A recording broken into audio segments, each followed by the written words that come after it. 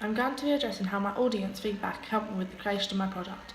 To begin with, we created a questionnaire to find out what people's music and music video opinions were. The key thing which I wanted to find out was their likes and dislikes, as this would help when it comes to creating the artist and which type of music video we would like to make. I found that there was two preferred genres of music which people preferred. This was pop and indie. So we then had to narrow down which one we thought would be best. The next question was about the music video itself, and the majority of people said they preferred narrative-based videos. This then made it easier for us, as we could now select indie as our genre, because most indie music videos are narrative-based, and this is a convention of indie music videos. Whereas pop music videos tend to be more performance-based. When we asked why people like to watch music videos, we got a range of different answers. People were saying that they like to follow the narrative, while some like to see the performance, which got us thinking about changing to pop genre.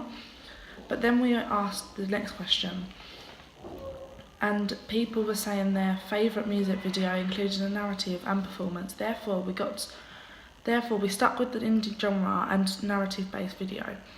When creating the video, we looked back over our results from the questionnaire and decided to add a small performance part to the video, as this is what the audience asked for, and the audience comes first. After some research, I found that YouTube was the biggest site for people to watch music videos besides the telly. So when we created our music video, we decided to create a channel on YouTube to upload all of our videos. This was from drafts to the final product. We then researched into social networking sites and found that Twitter is the most popular social media site for people to go on and find the link for the music videos. We then made our own Twitter page and other social media pages such as Instagram. Following this questionnaire, we chose the indie genre and narrative-based music video. We all looked into music videos and decided upon a cover of the Coldplay song "Fix You" by Matthew Mayfield.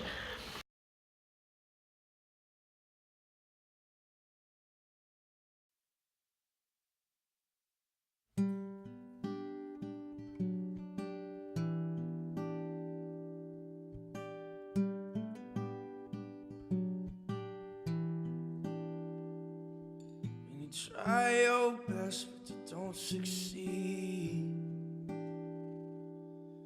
You get what you want, not what you need. And you feel so tired. We then got permission from him after sending him an email. Then it came to creating our artist. We decided to all brainstorm different ideas and then select one we wanted. We wanted it to be something memorable but not simple, so we came across the name Jacob Tabor, which we felt fitted with the genre and the character well. We asked our fellow peers for their feedback on the selected name to find they liked it just as much as we did, with one of them saying, I think it's mainstream with a flair, I like it. Our peers were all in the same range of age as our target audience, therefore we thought it was great to get good feedback from them. We then done a focus group following these stages of design and development, which we asked 3 of our fellow peers about music videos they liked and how music videos stood out to them.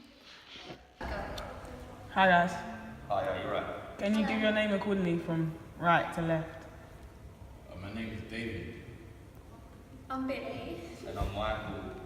And this is our focus group. It was made clear by one of the 3 that they liked natural music videos where they could look homemade with a handheld camera effect. This is something that we had already discussed as a group.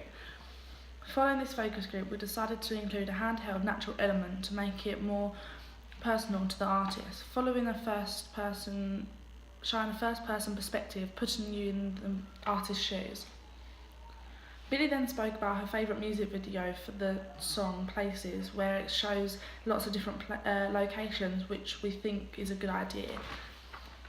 However, we feel this would be difficult and cost efficient to achieve, and also may not fit in with our ideas of an indie song that shows a narrative.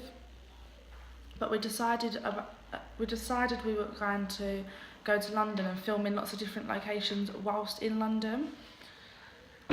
Following the second draft, we then spoke to more fellow peers and done another focus group. Hi, welcome to our focus group, guys. We just want to ask you a few questions, really. We decided to refilm the performance section after shooting a much more fitting location. We then added a black and white effect to show that this isn't part of the narrative. This was suggested in the focus group by Jodie, as she thought it would make it easier to see the different sections. We also spoke about the added effect of the shots, including the female character. The response was positive. One of them said, "I like the glittering effect as it makes her look special and represents that she makes him better and brings him joy." Therefore, we decided to keep this effect, which is a feature on Final Cut Pro called Artifacts and another one called Bohem Random. We then asked about our lip singing, which they all agreed linked well and worked and looked really realistic, which we were very happy about because that was our aim. You try your best, but you don't succeed. You get what you want, not what you need. I believe that the audience feedback has been a vital part in the succession of our music video because it's helped us focus on what we should change and keep throughout our development. If we didn't complete the audience feedback, I feel as though we would have made the video for ourselves and not for our audience, which is the main thing. Another way to assess how successful our music video has been is in terms of the audience. So in terms of the audience, is to look at the theorists that I looked at when beginning the research. One of the theories was the reception theory by David Morley. This is about how each audience member interprets the media text in their own way. There are many things that can affect the viewer's opinion, such as their social class, upbringing, life experiences, culture, gender and ethnicity. It is suggested that the more similar people are within these factors, the more similar their view on the text will be. If the viewer is very different to the artist, then they will interpret the text much differently than intended. Because of this, we decided to show the couple going through a hard time and then meeting again and learning it and leaving it on a cliffhanger so that the people can create the ending of the narrative themselves. Another theory I looked at was encoding and decoding by Stuart Hall. This is that the creator of the text will put in codes to have the audience to decode the message throughout the different symbols, locations, props, etc. For example, when the artist texts "I miss you" and then deletes it, it represents that he wants to let her know how he feels but can't do this. This is easy for audience members to relate to. The call being declined shows that she is ignoring him. People can also relate to this as we see they're going through a hard time in a relationship. From the different reception theories, I think we have definitely gone for the dominant theory, as everyone who watches our video can tell that it's a relationship that is no longer together but they're trying to work it out.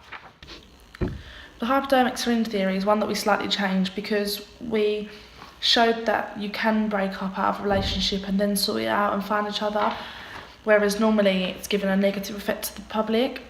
Overall, I feel as though the audience feedback really helped with the creation of our music video because we could stop using our own opinions and help get people who are of the target audience age range. Therefore, it was really useful. Thank you.